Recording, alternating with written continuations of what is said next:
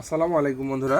আজকে আমি আবার চলে আসলাম পেঁয়াজের জমিতে স্প্রে করার জন্য। দেখেন কি কি স্প্রে করছি।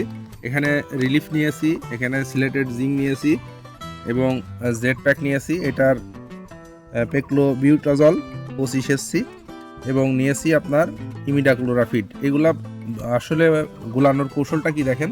আমি 2 ঢপ পানি করব এখানে 1 বিঘা জমির জন্য। এখানে আমি বোতলে করে পানি মেপে নিয়েছি, নিয়ে এর মধ্যে আগে ঢেলে নিচ্ছি।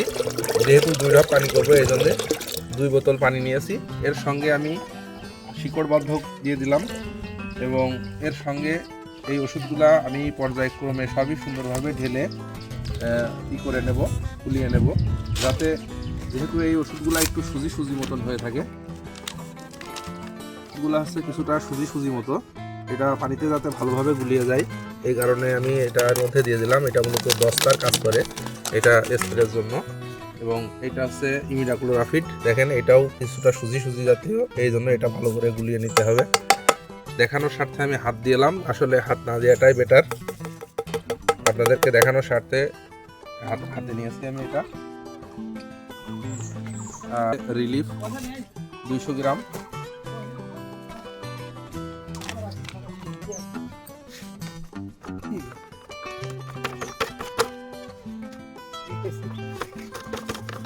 রিলিফ দুটোই সুন্দরভাবে ঢেলে নিলাম, কারণ এখানে একত্রিতভাবে পানিতে বেশি পানিতে গুলিয়ে নিলে এবারে ভালো হয়। এবং এর সঙ্গে জেড প্যাকটিও দেখতে পাচ্ছেন খুলে নিচ্ছি, নিয়ে সুন্দরভাবে ঢেলে দিচ্ছি। জেড প্যাক এখানে 100 গ্রাম দিয়ে দিচ্ছি। সুন্দরভাবে সব ওষুধগুলা একত্রিত গুলিয়ে নেব।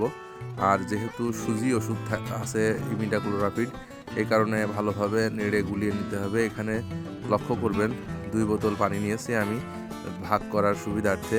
এখানে হাত দিলে হাতে লেগে যাবে, এটা উঠতেও কষ্ট হবে, আর স্বাস্থ্য ঝুঁকিতেও পড়তে হয়, অনেক সময় চর্ম সমস্যাও হতে পারে।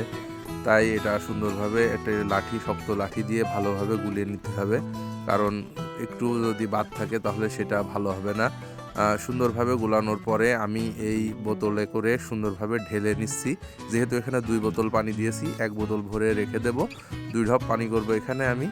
তো এখানে 2 মেশিন পানিতে আমার হয়ে যায় 16 লিটার 32 লিটার পানি। 3 মেশিন করতে পারলে ভালো হয়, যেহেতু আমি 2 মেশিনেই হয়ে যায়, তাই 2 মেশিন করব।